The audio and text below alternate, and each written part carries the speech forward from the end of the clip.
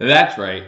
I think the title of this video says it all. Welcome to Believers Talk. My name is Joe, and if you're new to this channel, hit that subscribe button. We will continue to go live, giving you game-by-game, post-game, and pre-game coverage. Everything you need to know, Buffalo Bills. And we get into this game losing 41-9, and it's the reaction afterward that has me more disappointed than the game. Before we get into that, however, let's get into this game a little bit. I do want to give a little post-game. Welcome to Believers Talk, like I said. Thank you for joining me. My name is Joe. If this is our first time, hit that subscribe button, hit that notification bell. They let you know every time we go live. Guys, if you're a fan of Buffalo sports, man, it's getting ready to get going. I mean, this week you got men's college basketball and women's college basketball starting, so the Buffalo Bulls getting ready for that. That goes tomorrow. The Bulls play tomorrow. Bulls football, University of Buffalo football tomorrow. That's going good. The Sabres, they're looking pretty good coming off a loss. If you're a fan of Buffalo sports, you want to subscribe or follow me on my Twitter channel, which the link is down below in the description. Follow me on Twitter. I will keep you updated on all things Buffalo sports.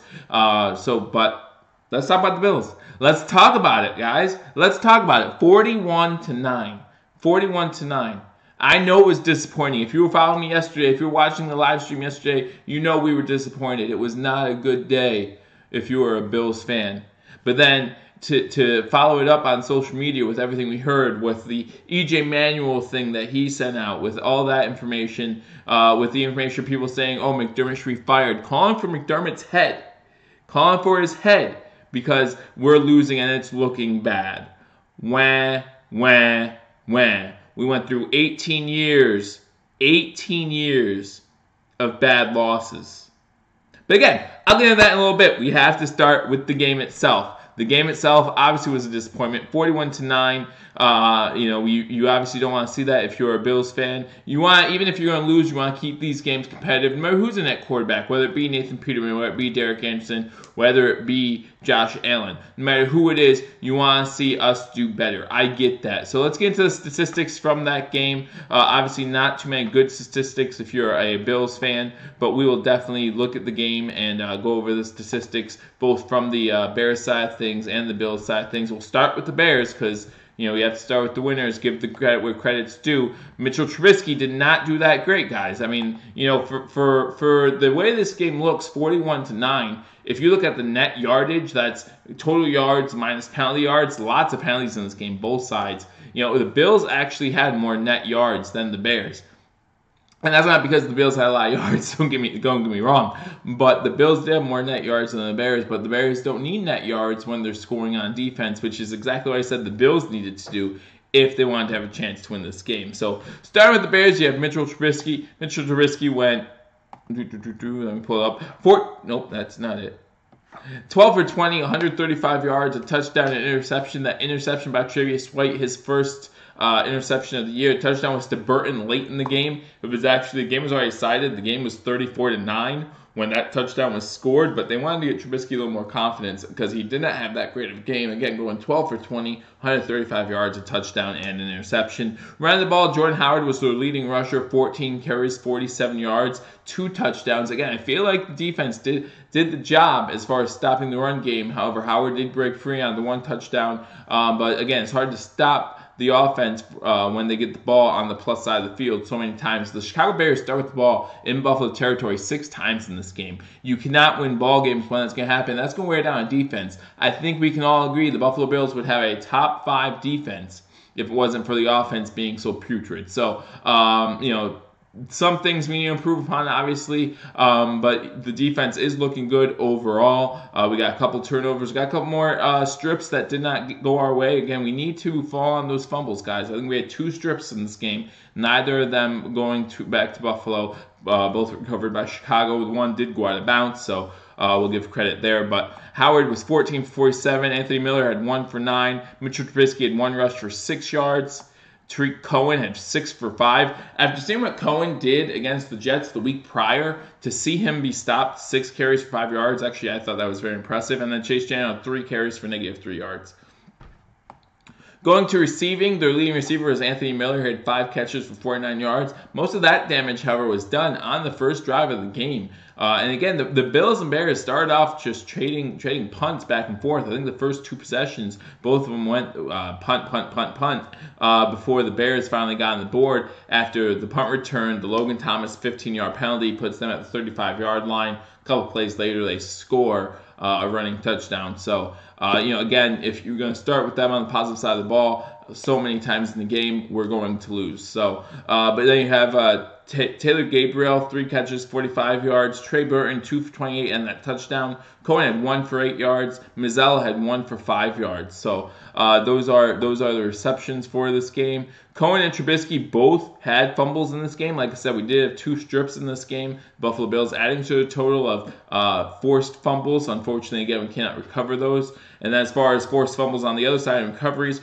Roquan Smith forced a fumble, and Eddie Jackson had the recovery in that one. So their defense did get a few turnovers on us, 3 interceptions, and that fumble. That, again, helps the Bears get the victory here. Interceptions, you had Kyle Fuller, Adrian Amos, and Leonard Floyd. Leonard Floyd was the one who had the pick 6. After it was deflected off Zay Jones' shoulder on what some people thought should have been pass interference. The NFL ruled that play was within a yard of the line of scrimmage. It was pretty much right on that yard spot, so it's not a bad call, maybe a bad rule. Some of you I know don't like that rule, but you can't do anything about the rule itself. You can only do, you can only complain about what you think about the rule after that. So, again, what can you do? Unfortunate that happened, but we have to move on from that. That's a big spot in that game. A pick 6 kind of kills everything at that moment. I mean, we'll go into a little bit how Kroom kind of had that snowball effect when he had that fumble when we were driving in the game, and that kind of snowballed out of control on us, and then the interception returned for a touchdown. These are things that are just going to kill an offense that cannot produce as is. It's kind of hard to produce when you're already down 14, 21, nothing. Then you're forced to throw the ball, making this team even more one-dimensional than it already is, and that's never a sign for a good sign. So, what can you do about that? So going over some more statistics on defense. Again, Roquan Smith was their leading tackler. He had 11 tackles. Again, the interceptions, the fumbles.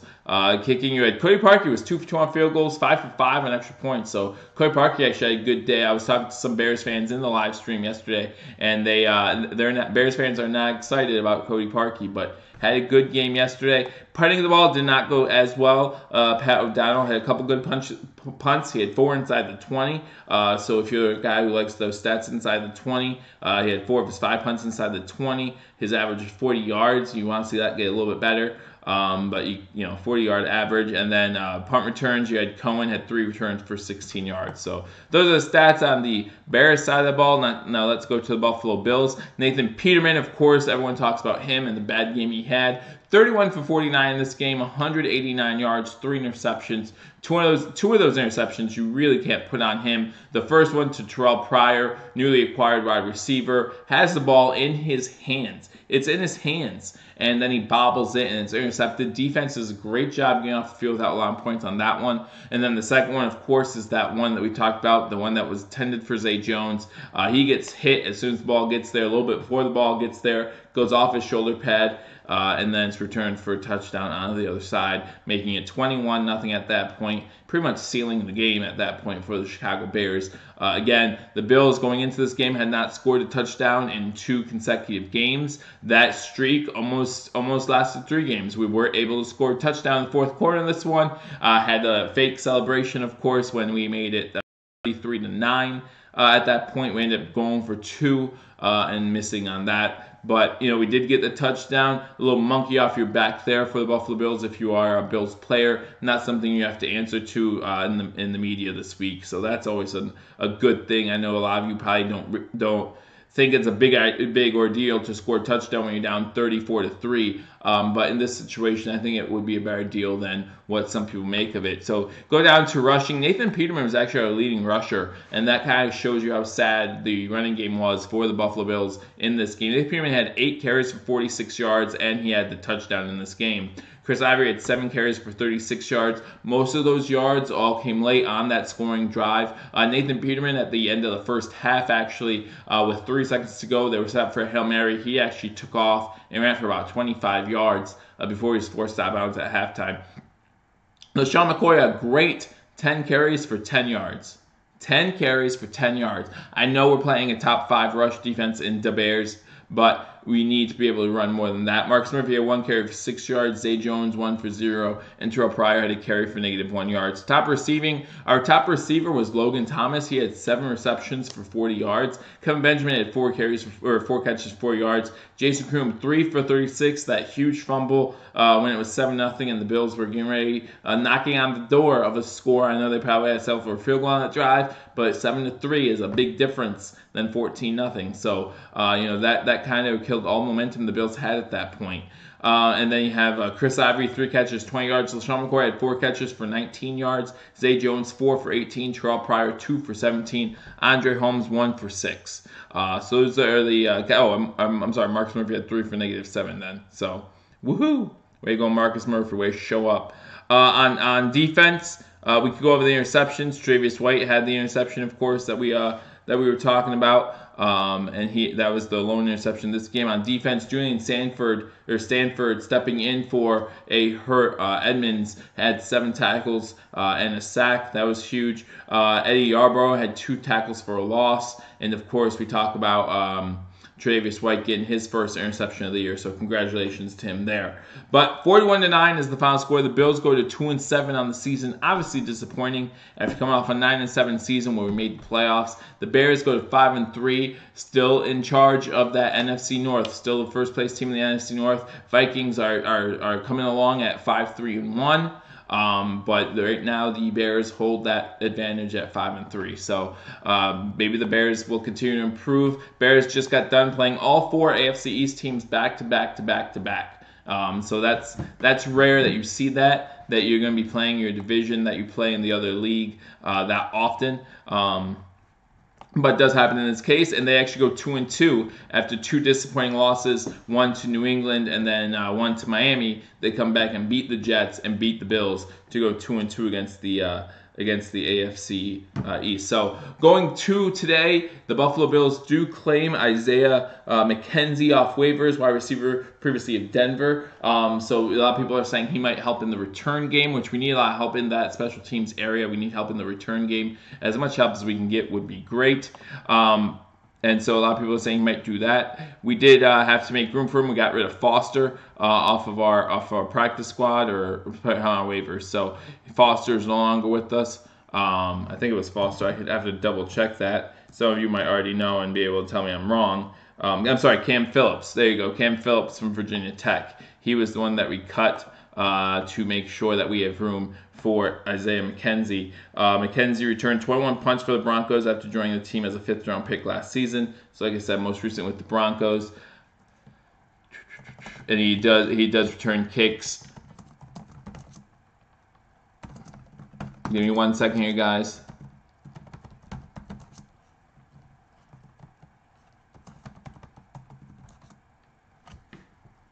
Thank you. All right, so let's get into the topic at hand. And that's not this game. That's not this game. I know this game was a disappointment. I know this season has been a disappointment. But, man, the talk on social media after this game was insane. It all started with that E.J. Manuel Instagram post, right, where he talked about how he doesn't understand how Nathan Peterman can still have a job and he doesn't. Well, let me tell you something, EJ. If that's the line you want to take, then you're right. Both you and Nathan Peterman should be without a job. You shouldn't be putting that anywhere, because all you're saying is that you and Nathan Peterman should be without a job. Not that, oh, you should be a player in the NFL because Nathan Peterman is. No. Okay, we had E.J. Manuel, and let's not forget, this was 3 coaching staffs ago. This was two or three owners ago. 2 owners ago. This was 2 GMs ago. This was a completely different regime.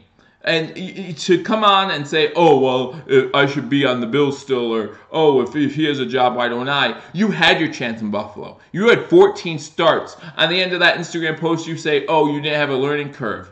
You had 14 starts for the Buffalo Bills. How many has Peterman had? 5? 6? Who didn't get a chance at a learning curve then? Because Peterman looked better yesterday than he has in the past, right? 2 of those interceptions were not his fault. The one was behind Kelvin Benjamin. That's all on him. But you do have to look at that game and say he looked better. He didn't look good. I'm not saying he looked good, but he looked better than 5 interceptions in the first half against LA last year. He looked better than against Baltimore earlier this year. So you see improvement there. And, E.J. Manuel, he actually degressed. He actually started off pretty well. Everyone was hyped about him. And then what happened? What happened? Again, 6-8 in 14 games. Thanks, but no thanks. And how did you do in Oakland? How did you do in Oakland when Derek Carr got hurt and you were put in at starter? How good you do? Because, let me remind you, in this offseason, they cut you for A.J. McCarron, who was a quarterback that we traded to Oakland. So it's funny how that kind of turns around. And then you go on there and all you hear, you go on social media, all you hear is Bills fans saying, oh, well, Sean McDermott needs to get fired. Oh, Brian Dable needs to be fired. Oh, the Bean can't turn this around. Oh, the Pagulas. Oh, it's all the Pagulas' fault. Stop it. Stop it, stop it, stop it. Come on. Really? We are, I'm going to quote a Twitter account. I'm going to quote Joshua Courier on Twitter who said, I'm not going to quote the first part because I don't agree with that, but no one is getting fired from the staff, nor should they. This is a tear-down rebuild. We're paying for the sins of many years of mediocrity. It's ugly, it's frustrating, it's necessary. I really couldn't say it by myself. That's exactly what's going on here. We're rebuilding, but McDermott and Bean never said we weren't rebuilding. Even when they first come on here, and last year when everyone thought it was a rebuild year, what happened? They said, we're rebuilding. We're building not just for now, but for the future. So they admitted that they're not just looking towards the now, they're looking for the future, but they want to win now too. And have they made some questionable decisions? Of course they have. Every coach does. Even Bill Belichick got rid of Ty Law, and got rid of some guys when you think they were they were still in their prime. Look at the 2003 team. We had their one corner they got rid of, and we ended up killing them in week 1. But it turned out okay for the Patriots, didn't it? Yeah, it turned out okay for the Patriots. And guys, it's going to turn out okay for us too. I'm not saying Sean McDermott's the answer. I'm saying give him time. I'm not saying Brian Dable's the answer. I'm saying give him time. Give him a chance. Because again, I need to remind you guys, in games that Josh Allen has started and finished, we're 2-2. So you go back 2 years ago, prior to getting McDermott on this team, we have a Rex Ryan team. A Rex Ryan's team whose defense, which is his strong suit, supposedly, his defense is not even in the top 15 in the league. And in 2 years, we have a coach that turns that around, and I think you would all agree with me, we have a top 5 defense if it wasn't for our miserable offense. Right? So, what's the problem there? We have a great defense. And then, he goes and gets his quarterback, his guy. I wasn't a fan of Josh Allen coming out of the draft. There's many videos on this channel pointing that out. Prior to the draft, I had him ranked as the 6th best quarterback in this draft class. That's how much I didn't think highly of Josh Allen. But he's with us now. That's McDermott's quarterback, and they're 2-2 with him when he plays an entire game. Here's the problem, though. We go into the preseason, and it's a true quarterback battle. True battle between 3 quarterbacks, A.J. McCarron, Josh Allen, and Nathan Peterman. Who had the best preseason? It's not even close. It's not even close. Nathan Peterman had the best preseason. You can't argue that. So, he starts Nathan Peterman week 1. And sure, can you argue that McDermott's a little bit stubborn? Hey, Myth, don't worry about being late, man. You can catch the rest of this later, but I'm glad you're with me now. I'll be on it for a little bit. Just started talking about the fans' reaction to this game and how disappointed they are. Like the coaching staff, like the ownership, like these players aren't disappointed. Come on. You have to know better than this, guys. You have to know better. We went through 18 years consecutively of losing. Our best season in those 18 years was 2004 when Drew Bledsoe led this team one victory away from getting into the playoffs. And what happened? Week 17, we play the 3rd-string Steelers team. We play Willie Parker, who at that time was behind Jerome Bettis. We play I'm trying to remember who the quarterback was because it wasn't Ben. It might have been Tommy Maddox. I mean, that's the team we play, and guess what? We lose. We lose. All we need to do is win, and we were in. I mean, you want to talk about disappointment? Losing to a third-string Steelers team who had nothing to play for, and we, with Drew Bledsoe, had everything to play for a playoff berth, after 5 years of not making playoffs at that time, and we can't get the job done. You want to talk about disappointment? That's disappointment. I mean, we lose 41-9. I get it. We want to be better. I get it, fans. We want to do better. We want to be in these close games. But I saw someone say, 4 blowouts in a row. We lost to Houston 20-13. Like, that's not a blowout. In fact, we had a good chance to win that game until late when Nathan Peterman throws that pick 6. I understand this offense isn't where anyone wants it to be. It's not where the coaching staff wants it to be either. But we got to give it time, guys. I mean, again, we start the season with Nathan Peterman. By halftime or by early in the third quarter, we're switching to Josh Allen. And then 4 weeks later, he gets hurt. We're relying on a guy who's only been on our team for 12 days. 12 days. And then we blame Brian Daboll. Oh, how dare you not teach him this offense in 12 days. Myth, I agree with you. Too many turnovers. I understand that. I get that. But those problems are fixable. These penalties, a lot of those fixable problems. But we can't expect this to be pretty. Do you want to know what Coach McDermott's biggest mistake was, Bills fans? Do you want to know what it was? Honestly, his biggest mistake so far as the coach of the Buffalo Bills. Leading us to the playoffs last year.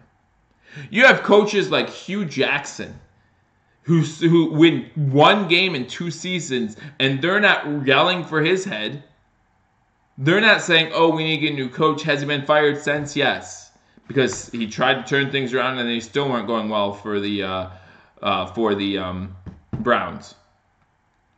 But you have coaches like Harbaugh out in Baltimore, who hasn't made the playoffs in years, who loses to a Cincinnati team who hasn't made the playoffs in years, Marvin Lewis, who for some odd reason still has a job in Cincinnati. And here we are, a year and a half in with McDermott, a year after he leads us to the playoffs, which we haven't been to in 18 years, and you're calling for his job over a 41-9 loss, over 4 consecutive losses? Boo, hoo, hoo. And then I hear this talk about tanking. You know what? Coaches and players can't afford to tank. Do you know why? Because of fans, because of the social media, because of the way it looks. And then these owners and these GMs, they hear these voices in their ears saying, oh, look at these guys. Look how terrible they're doing. Look how terrible they're doing. Oh, you got to fire them. Why? So why would a coach tank then? Why would players tank then? Believe it or not, most players and coaches in this league like to make money. And if you play in the NFL, if you coach in the NFL, you make a lot of it. So why would you give that up? So the team can do better without you? Come on. You're smarter than that. Or at least I thought you were. I think you are. But you have to be smarter than that. You have to know these guys aren't going to tank. Okay? They're not looking for a top 5 draft pick so the rest of the year we can hear the fans say, oh, Sean McDermott has to go. Oh, Coach Brian Daboll has to go. No, that's not going to happen. So they're going to play hard. Are they going to look bad? Yes. But that's the mess we were given. This isn't the first year we've been at the bottom of the league in offense. This isn't the second year we've been at the bottom of the league in the offense. This isn't the third year or fourth year. We've been at the bottom of the league in offense for quite some time. Even with the fan favorite all of a sudden, Tyrod Taylor as a quarterback, we were in the 30s in offense most of the time. I think only his first year were we not close to the bottom of the league in offense. So we've been used to being in the bottom of the league in offense, and now all of a sudden it's Sean McDermott, it's Brian Daboll's fault? No. And if you look at the 4 games Josh Allen started, he's actually helped this team score more points. Now there's that 22-0 game against the Packers. I get that. But you look at the LA Chargers game, I think we scored 20 in that game. We scored 22 against the Vikings to beat them. I mean, we're scoring some points when Josh Allen, when McDermott's guy is in there. So, and then he gets hurt. All of a sudden, you're relying on a guy who's been on the team for 12 days, and Derek Anderson, then he gets concussed. And then you go back to a guy who only played the first half of week 1.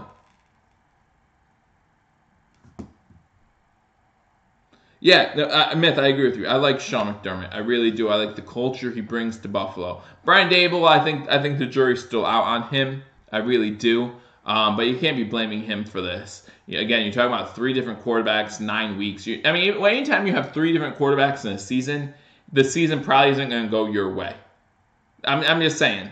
Anytime you start 3 quarterbacks in a season, the season probably isn't going to go your way unless one of the guys was suspended and his name was Tom Brady. Then you might be all right. But other than that, it might not go your way. And, don't tell me that coaches have gotten off to bad starts and never recover. Bill Belichick's a great example of that, okay? He started in Cleveland. He led them in 4 years to a postseason appearance. I believe it was 1994. They beat the Patriots at that time. Actually, funny coincidence there. But then in 95, they don't make the playoffs. He gets fired, goes to the Patriots, and it turns out pretty well for him there. Mike Holmgren is a great example of someone who started off terrible until they got to Green Bay, had Brett Favre, and then did all right for himself there. Winning a Super Bowl, didn't do too bad, Those are just a couple names to look out for. Some of you young guys, Smith, especially you might not know who those guys are, or you might not remember back when they were coaches at their first teams, but they did not do that great. And they came on and they turned out to be just okay. Just okay. Bill Belichick's not that bad. Now, am I saying Coach McDermott's the next Bill Belichick? No. But I'm saying we need to give him time. He took a Rex Ryan team that couldn't get to the playoffs, and got them to the playoffs without having the talent that everyone thought he would have. Remember last year at the beginning of the season, everyone thought we were tanking? Remember last year at this time when we were in the middle of our 3-game losing streak against the Jets, the Saints, and the Chiefs? No, we beat the Chiefs then. I forget what the third team was. But remember that? And then all of a sudden, everyone's talking about how we're looking like we should have from the beginning. Oh, we're not going to make the playoffs. We did. We made the playoffs that year. Obviously, we're not going to make the playoffs this year. Obviously, this is going to be a rough year down the stretch. I get it. But I hope you join me on Believers Talk. Welcome to Believers Talk. If you're new, my name is Joe. Again, we do go live 3 times a week. We go live on Sunday for the play-by-play. We go live during Monday Night Football to do a post-game recap of the game before. And we'll talk about some news and notes, some of my reactions, and in this case, my reaction to the fan reaction. And then on Thursday, halftime of the Thursday Night Football game, we do go live to preview the game coming up. So this Thursday, we will be live to preview the Jets-Bills game in East Rutherford coming up this Sunday. And then we'll be live this Sunday for live play-by-play. So join me here on Believers Talk if you want the live play-by-play of that game. Again, if you haven't joined me before, we have a lot of fun. You can talk to some of the guys, some of the regulars on here. They have a good time. We have a good time. It's good to watch the game together. It's good to commiserate together sometimes. Have a couple beers, throw back a little bit, and just watch the game, whatever it turns out to be. And I'm not saying we're not going to lose 41-9 again this season, guys. And I'm not going to say it's not going to be ugly. And I'm not going to say it's not going to be frustrating. It will be frustrating. I wanted to get on here and talk about how frustrated I was about this game. But then there was a problem. That's all I heard. Social media, work, home life. All I heard was people complaining about how much the Bills are terrible. I mean, how much can you be a dead horse? We get it. What? Why do we feel like we're so used to winning? We deserve a winner every single season. Let's give this coaching staff some time. Again, we have double the dead cap of any other team going into the season, and this coaching staff has actually done a better job getting rid of that cap. It was the previous regime that put us in this mess. We all admitted that in the offseason. It was the previous regime that put us in this mess when it comes to salary cap. But now we're halfway through the season. We don't want to remember that. I did see some posts on Twitter saying, oh, Rex Ryan was better. Really? Really? How many times did Rex Ryan lead us to playoffs? Because in my view, winning is better than losing. Winning's better than losing. We made the playoffs last year. Did we lose? Yes. But did we get better in the offseason? Maybe. Maybe not this year. Maybe you could circle up this year and say, oh, we did not get better this year. But we might have better ourselves for the future. That all depends on the arm of Josh Allen. If Josh Allen can be the guy Coach McDermott wants him to be, I think we're in good shape, men. And women, if you're watching, I think we're in good shape. The next 5 years, there won't be a Tom Brady. Next 5 years, there might not be a Bill Belichick. You might see that evil empire start to decline. One of these teams in the AFC East has to jump on that opportunity. So it has to be a young team. And like they said on Monday night against the Patriots, 40% of this team is first or second year players. 40%. Come on. You have to see it. You have to see past this. I know it's rough. I know it looks horrible, but you have to be optimistic for the future. Because the future does look bright. If these players can be who they are, look at how well Tremaine Edmonds looks. Look how good White looks. Look how good Milano looks. Look how good Josh Allen has looked at times. We're gonna be okay. We're gonna be okay. I'm not sitting here. I'm not gonna quote saying, "Go Bears defense." Hey Brian Tucker. Hey, welcome to Believers Talk. Thank you for joining me. I know you're a huge Bears fan. You were with me the past 2 weeks for the streams. Bears look good. Bears look good, sitting 5-3 on top of that NFC North. Who knows what they can do, man? They're going to be scary. It's going to be tough. They're not just going to roll over. You need Trubisky to improve a little bit, right? You need Trubisky to do a little bit better. But other than that, that team's looking pretty good. You have Cohen and Howard in that backfield. You have some speed back there. You saw Cohen's elusiveness on some of the plays, like that one punt return. You saw some of it. Might have something there. And you have a young team too, just like the Bills. And the Bills are trying to improve on that. But you're a year ahead of the Bills. This is Mitchell Trubisky's second year. This is Josh Allen's first. Josh Allen set back from injury, of course, with that UCL tear. Hopefully we'll have him back soon. He's listed now as day-to-day instead of week-to-week, so he still might be able to play for the Jets game. Personally, I don't think you should play him for the Jets game, and we have a bye the following week, so give him those 2 weeks to rest. Easy schedule coming up. Detroit, Minnesota, Detroit, I'm not sure. These are division matchups, man. You can never be sure about those divisional games. It's always tougher when it's in the division, so I wouldn't say easy games yet. You need to go at least 2-1 in those games to think that you have a shot to win the NFC North. So, hopefully you do. Good luck to you, but we'll see what happens. But again, thank you for watching Believers Talk. My name is Joe. We do go live 3 times a week, so you want to make sure you hit that subscribe button, hit that notification bell, because YouTube will let you know when we go live next. Again, thank you for watching. Hit that subscribe button, hit that like button, and then share this video with your friends. Let them know we are live. I know we're live during Monday Night Football. It is halftime of Monday Night Football right now. I believe the score is 14-14.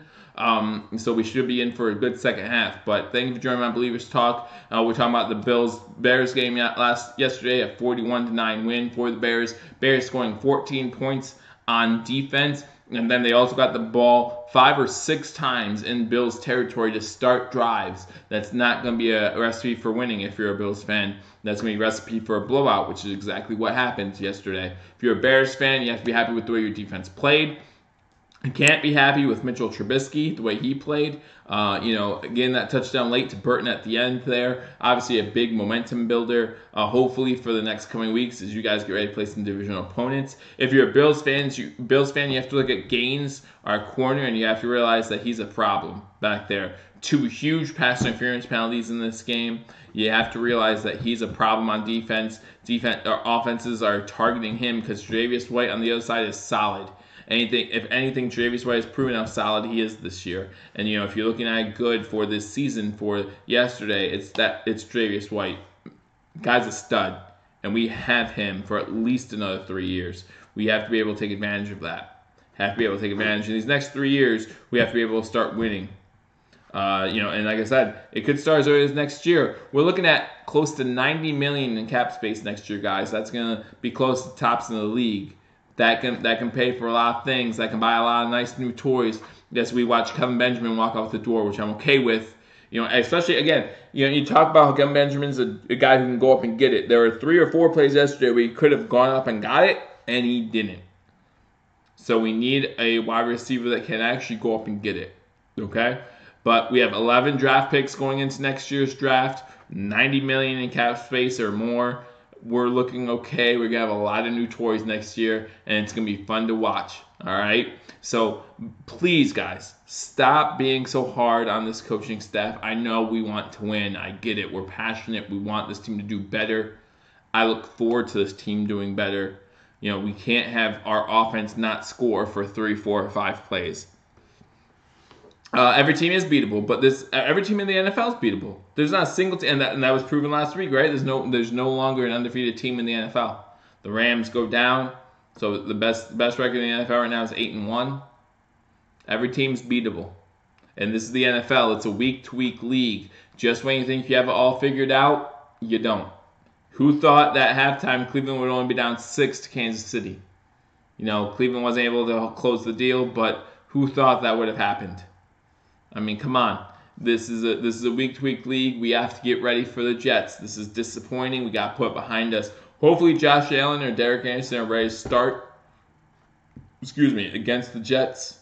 Let's hope that's the case. But again, Peterman did not play as bad as his stats look yesterday. Few drop passes, few picks that shouldn't go against him that, of course, do. He did not look as bad as some people might say he does just if they look at the stat sheet. But again, guys, let's not be disappointed in this team. Let's encourage this team to continue to improve. Some people will say there's nothing to look forward to watching anymore. There's plenty to look forward to. Josh Allen should be coming back in the next couple weeks. Let's see how he progresses now that he has Derek Anderson mentoring him. Let's see if that helps him out a little bit. Derek Anderson coming back might be able to help this offense out a little bit. McCoy, hopefully he can start doing something, because he has not looked good. I know we played against a top 5 rush defense this past week, but 10 carries, 10 yards, you got to do better than that. You have to do better than that. Everyone's talking about how we should have traded him. In order to trade somebody, you have to have someone who's willing to trade with you. And you know, there are reports that the Eagles called. Well, what did they offer? Or did they not offer anything? They did just see how interested we were in the trade. Kelvin Benjamin, people were talking about trading him. I didn't hear anyone calling for Kelvin Benjamin. No one needs Kelvin Benjamin, a guy who's not going to go up and get a ball when technically that's what he's supposed to be doing. No one's calling for that. No one's calling for that. A guy, when a young quarterback needs his veteran receiver to step up, shies away. We don't need that. What we need, and what most teams need, are reliable wide receivers. I mean, come on, it's his first week with the team, or first game with the team, and Mark Cooper has a touchdown in this one. That Monday night. We saw yesterday, Sunday, Houston, Demaryius Thomas, he had an impact with the Houston Texans after his first week with the team. We can't expect Kelvin Benjamin to do better than 4 catches for 40 yards. He had a touchdown grab they just let go because he got hit. I just don't think that's what we need. We need someone we can rely on, and it's not going to be Kelvin Benjamin. So, fans, I ask that you calm down a little bit. Believe in this team. Believe in this coaching staff.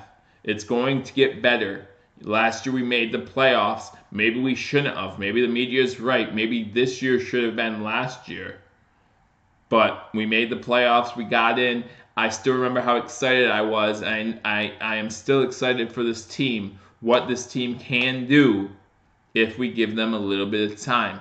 It's going to be a frustrating year. I understand that. Week 9's in the books for the Buffalo Bills. Can't believe we're more than halfway done with the season. You know, that in itself depresses me a little bit, but we still have more than halfway to go. Then we have the playoffs to look forward to, and then the Super Bowl, of course. And we will be here for that. Right here on Believers Talk for all Bills news going down, and we'll be here for most Buffalo sports. If you are a Buffalo sports fan, again, Twitter feed down below. You want to click on that in the description and follow me on Twitter. I will keep you updated on all Buffalo sports as men's college basketball and women's college basketball gets ready to start. Got our University of Buffalo Bulls getting ready to go in full gear. And then you got the Buffalo Sabres looking good this year. Finally got that winning record so far. The Buffalo Bills wish they could keep up a little bit, but hey, anything can happen in the NFL. So thank you for joining me on Believers Talk. Again, if you haven't hit that subscribe button, hit that subscribe button because we go live at least 3 times a week. We're here giving you all kinds of Bills news, and we look forward to seeing you in the future here on Believers Talk. But till then, Go Bills.